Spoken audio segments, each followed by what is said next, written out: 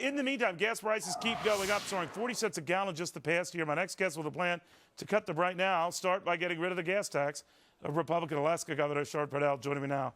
Governor, good to have you. Thank you, Neil. It's great to be with you. An update on this pipeline temporary shutdown. Is that all resolved now, Governor?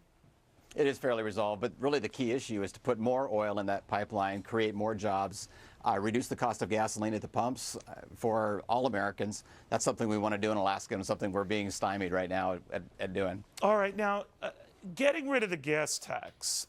We already know, as I said, 40, 50 cents we've seen just over this period that has increased the price of gas. Let's say you remove the taxes. What are we talking about?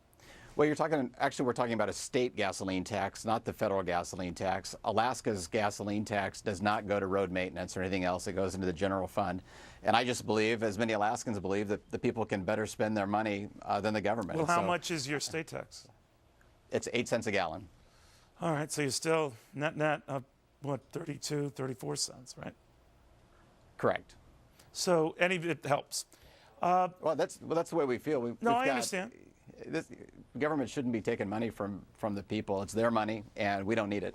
What did you think when the president, governor, the other night was talking about removing subsidies of the oil industry? I'm kind of paraphrasing here because that's an old technology. Let's start providing tax incentives or strategic spending, targeted investments, I think were his words, for new technologies. I think wind, solar, et cetera. Well, look, I'm all for creating new jobs in renewable energy, but I'm also all for ensuring that we've got existing jobs for today and the energy we need from today, from domestic sources. In Alaska, we have got lots of oil, lots of natural gas, lots of minerals that we want to contribute to the nation. But at every time we try a new development, we get stopped by either Interior or by the EPA, kind of overreaching and using their regulatory powers rather than the congressional powers that were contemplated. You know, the worry always, Governor, is that you have a beautiful state, which you do. I've been there, I love it. And environmentalists always fear if you go pell-mell push into energy, you'll destroy it. What do you say to that? I say we live there. We do not want to destroy our land or our sea, and we won't do it. That's not who we are as a people. We have state permitting processes, we have federal permitting processes, but the federal government owns 2/3 of our state, and we supply much of the natural resources that this nation needs.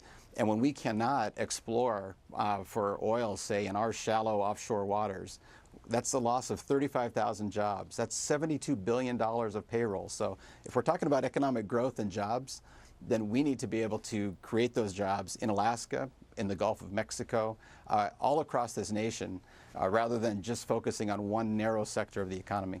What if the president did succeed and Congress agreed to take away all those oil subsidies? Would that affect you one way or the other? Well, I don't call them oil subsidies. I call them kind of investment incentives. I mean, if what I'm doing... What he's saying is those guys are making money hand over fist. They're the last guys who need any incentives. Well, and here's what I'm doing as governor. In our state, I'm working to lower oil taxes, but I'm also requiring the companies to come to the table in the legislative process, in the public arena, and talk about how they will reinvest in Alaska, creating those jobs here in exchange for those reductions in state taxes. He could do the same thing, but to take away those incentives for investment takes away American jobs, and that's something that we're going to be facing as a country. Governor, thank you very much. Thank you, Neil. Well, speaking of gas...